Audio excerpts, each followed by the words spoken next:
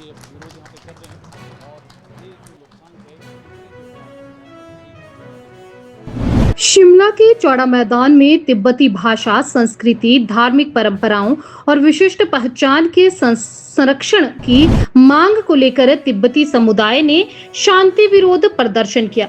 Regional Tibetan women association और regional Tibetan community Shimla के संयुक्त तत्वाधान में आयोजित इस कार्यक्रम में 50 से अधिक लोगों ने हिस्सा लिया और 24 घंटे का अनशन किया। प्रदर्शन के दौरान कुछ प्रतिभागियों ने बाल मुंडवाकर प्रतीकात्मक विरोध जताया। कार्यक्रम में समाज सेवी एवं भाजपा नेता करण नंदा भी पहुंचे। तेंजिन कुंजोकू मेरा नाम है। मैं RTWA के वाइस प्रेसिडेंट हूँ। आज हमारे वैसे ये जो आज है ना, जो नारा जो है ना, महिला मंडल ऑर्गेनाइज कर रहे हैं और आज हम सब लोग यहाँ पर भाई बहनों ने यहाँ पर भूख हड़ताल करके बैठ रहे हैं। रीज़न ये है जो रिसेंटली 2 जुलाई को यूनाइटेड नेशन में ना, वहाँ पर ऑफिस के सामने हमारे लोग रंगजे उन्होंने आत्महत्या किया है। तो उन्होंने आत्महत्या किया है, रीज़न क्या है ये बताते हैं ना। आत्महत्या करने का रीज़न ये है जो चाइना सरकार लोगों ने अभी ये बनाए हैं। चाइनीज सरकार ने इतनी यूनिटी लॉ बनाए हैं, उनके अगेंस्ट में उन्होंने आत्महत्या किया है। और एक तो वजह ये हो गया, दूसरा वजह ये है एक तो हमारे देश की आज़ादी के लिए।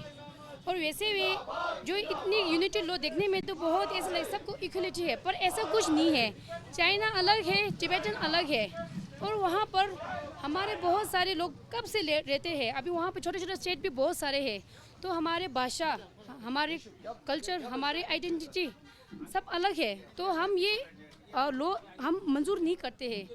हम ये चाहते हैं कि भारत सरकार से आप जो अभी चाइना सरकार ने ये जो लॉ बनाए हैं, इतनी यूनिटी लॉ, उसके खिलाफ एक एक्शन लो। और हम ये निवेदन करते हैं कि आप हमारे साथ दो, है कि नहीं। और चाइना वैसे भी ना ये लॉ बनाने का वजह क्या है, वो चाहते हैं कि तिब्बत को बिल्कुल ही नष्ट कर दो। हमारे भाषा, हमारे आइडेंटिटी, हमारे कल्चर और जो हमारे नेक्स्ट जनरेशन जो होंगे ना, उन्हें हम क्या बताएं, लेकिन हम है क्या, हम वी आर तिब्बतन, हम तिब्बत है। तो हमारी ये पहचान है। हमारी पहचान के लिए हम अपनी भाषा में तो हमें बहुत प्यार, अपने भाषा से तो हम अपनी भाषा और अपनी संस्कृति हम ये खोना नहीं चाहते हैं। तो हम इसके विरोध में हम यहाँ आज बैठक में बैठे हैं कि प्लीज़ हमारे साथ दो और हमारे सपोर्ट करो, हम ये निवेदन करते हैं। जिस प्रकार से कोई देश अगर ऐसे निर्णय ले तो वो दुर्भाग्यपूर्ण है। अगर हम बात करें तो यहाँ पहले तो हमने श्रद्धांजलि दी है लोब्गा रंजन जी, जिनको लोब्सांग पाल्देन के नाम से भी जाना जाता है।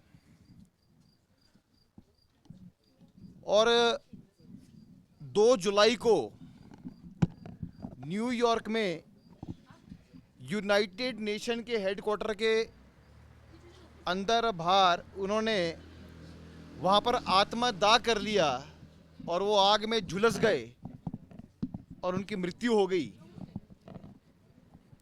और उन्होंने एक संघर्ष किया और इस संघर्ष को आगे बढ़ाया। उनकी कुर्बानी जो है वो खाली नहीं जाएगी। अगर आप देखें कि चीन का एक नया कानून आया है और उस कानून का नाम है ethnic unity and progress promotion. इसके अंतर्गत जो ये लॉ बनाया है,